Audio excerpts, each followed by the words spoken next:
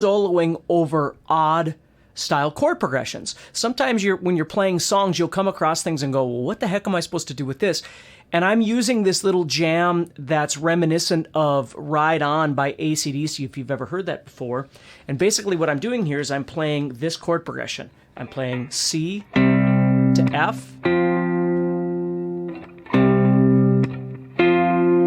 Okay. And then what it does is it goes down to F, B flat, and then it goes to G to C.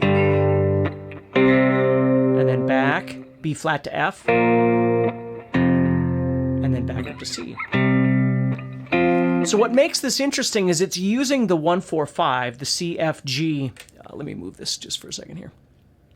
It's using the C, F, G chord progression, which is a 1-4-5, but instead of just playing that and creating a 12-bar blues out of it or whatever we want to do, he's actually created this other chord progression, but we're still going to look at those three chords as being the primary chords. So this is going to be really fun if you're into this sort of thing, because it's going to require you to explore a little bit using the jam track that I'm supplying for you to see what you can come up with. Now, over the C, moving from C to F, the main part of this, okay, your two go-to scales are going to be C minor pentatonic and C major pentatonic. Now, I'm not going to get all involved with modes and things like that. If you have some derivative that you use, like Dorian or something like that, you go right ahead and use whatever you like, okay? I'm just saying, in general, when you solo over this chord progression, when you play major pentatonic or minor pentatonic, here's the beginning here. I'll play major pentatonic.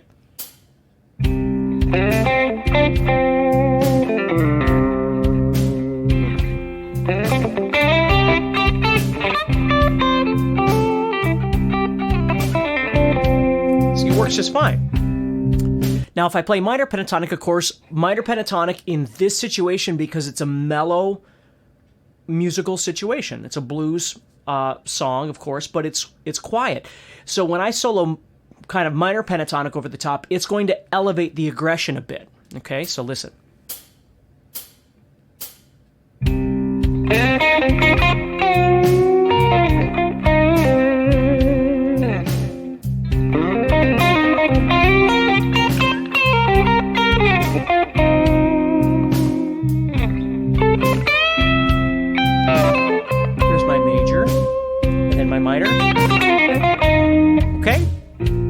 So both of those are fine.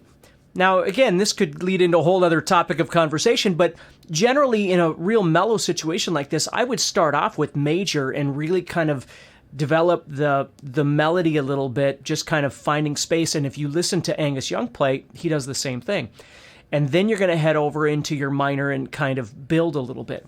But the big question is what to do when you get to these other chord progressions, like, for instance, the F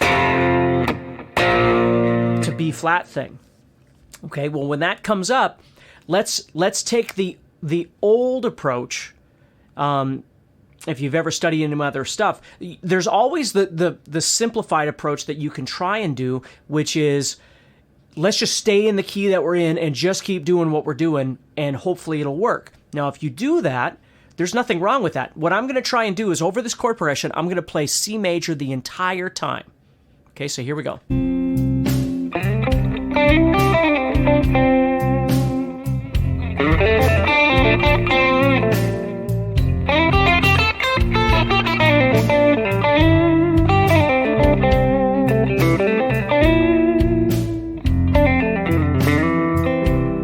Now, I mean, it works. There are things I would switch that I don't really care for in just staying in C major pentatonic. Let's try C minor pentatonic and see what happens.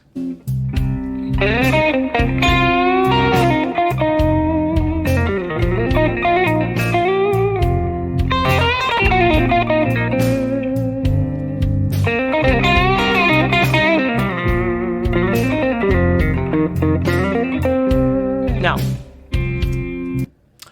for me, the minor pentatonic works way better. So here's the deal. Over the C major, depending on how long I have, or I shouldn't say C major, over the C to F chord progression, excuse me. Depending on how long I have, I would probably try and spend a little time in C major pentatonic, or again, something along the major side, depending on what you like to use. Then when the F to B flat pops up, that's when I would try and spend more time in C minor pentatonic, just because it sounds a little bit better. Now, we could try and analyze why, but the truth is if we think about the C minor pentatonic, because I'm going to show you something else in a second here too that might help you a little bit in understanding that, but C minor pentatonic and F minor pentatonic are somewhat close to, or excuse me, F major pentatonic are somewhat close to each other in terms of pitches, which we're going to look at in a minute.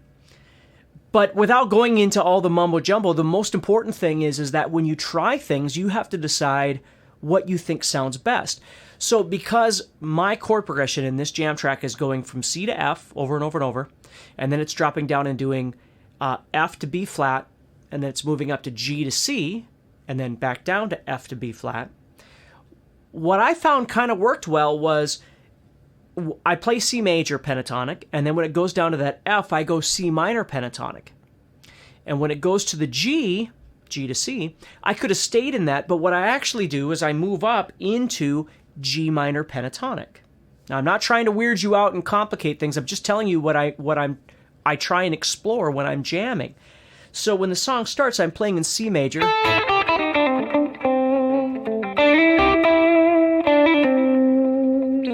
And then when the F to B flat comes up, I come up to C minor pentatonic, wherever you want to go.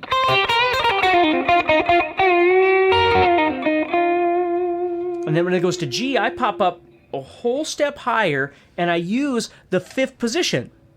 Now, why? Because I don't want to jump all over the fretboard. I want to stay pretty close to where I'm at here. And we'll talk about that too, but G minor pentatonic is sitting right here. Okay, so I can go right here. Over that G, I pop up in here, which is a lot like C major pentatonic. Now again, if that's confusing, just follow what I'm telling you to do and explore it. If you're kind of into that next level theory stuff, it's worth looking at some of these things and thinking about it a little bit.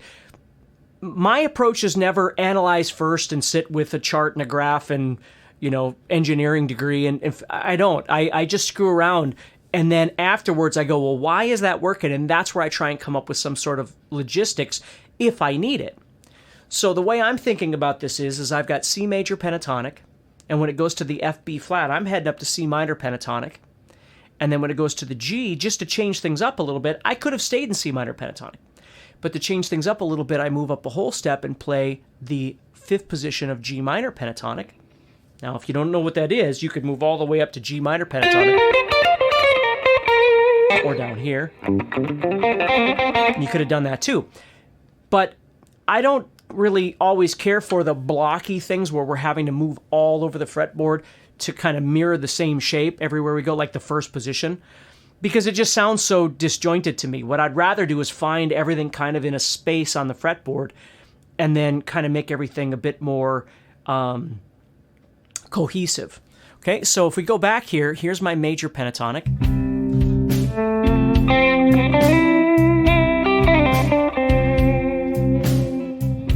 Okay, now a minor. Now G.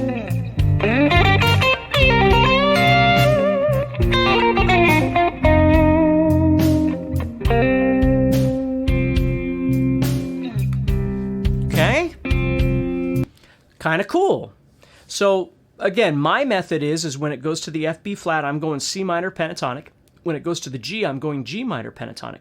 Now you might say, well, why can't you just go F minor pentatonic and G minor pentatonic? Or whatever your brain is thinking right now. And the answer is you can. Let me try and block it for you. So I'm going to play in C minor or major pentatonic over C, F minor or major pentatonic over F, G minor or major pentatonic over G. Okay, let's see how that sounds a little bit here. Okay, here we go.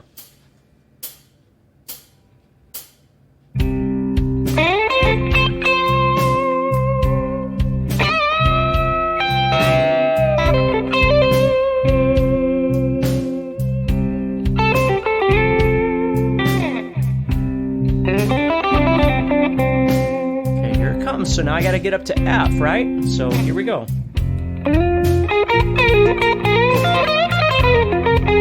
Now we got to get to G.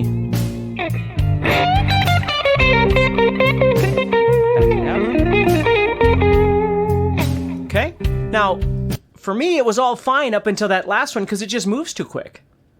So moving from F to G for me sounded okay, but moving from G back to F is just too much transition. It just sounds too blocky to me. So that transition from the G minor pentatonic back to the F minor pentatonic, I probably would try and think of something else. And again, that's where that cohesion can come in. Maybe I don't just jam, maybe I just find a couple of notes, right? So if I was up in this G minor pentatonic, and then it goes back down to that F, well, I've already decided I like C minor pentatonic. And if you think about it, if I'm sitting right here, I've got a fifth position of C minor pentatonic right here. That I would just have to change a couple of notes as opposed to the entire scale changing. So my thought process now is I'm playing in, again, C over C, and then when F comes up, I'm playing in F over F, and when G comes up, I'm playing in G. But when it transitions back to the F, it's just too fast, because you're going...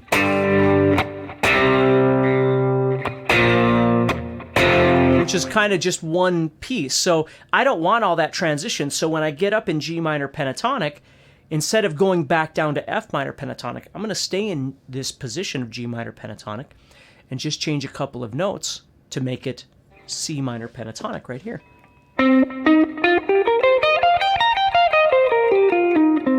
So here's my G minor pentatonic. Here's my C minor pentatonic. So as I'm playing, let's go back to that for a second here.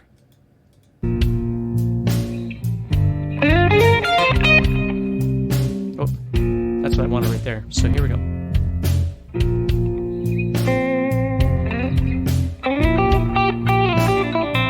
Okay, here we go.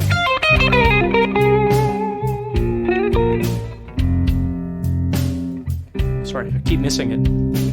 We'll go back a little bit.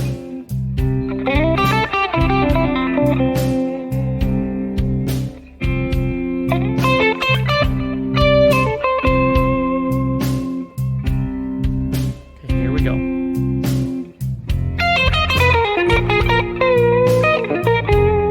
Okay, here we go. Now here's your G minor.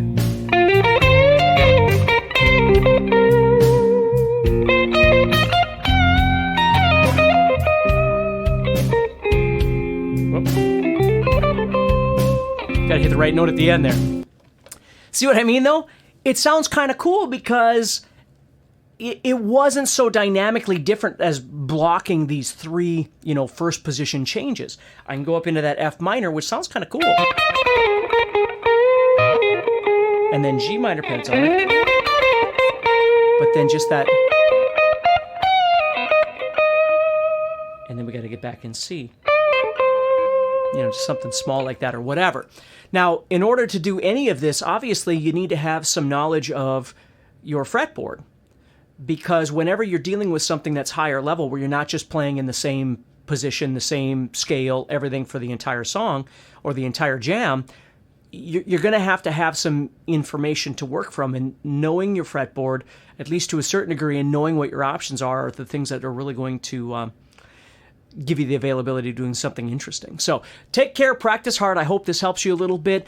Again, don't take this idea and practice it for 5 minutes and then move on to something else. If this makes sense to you and it's kind of triggering an idea in your brain, you want to take the entire month. You want to take 2 weeks, 3 weeks, whatever, and just isolate this idea and really learn to nurture it and make it something that you can use. Always remember, that's the big thing people do wrong, is they learn something and they practice it for 5 minutes and they learn something else and practice it for 5 minutes and they have nothing they can use. The goal is you got to dig in there and really spend some time with it. So take care, practice hard, and I'll talk to you soon.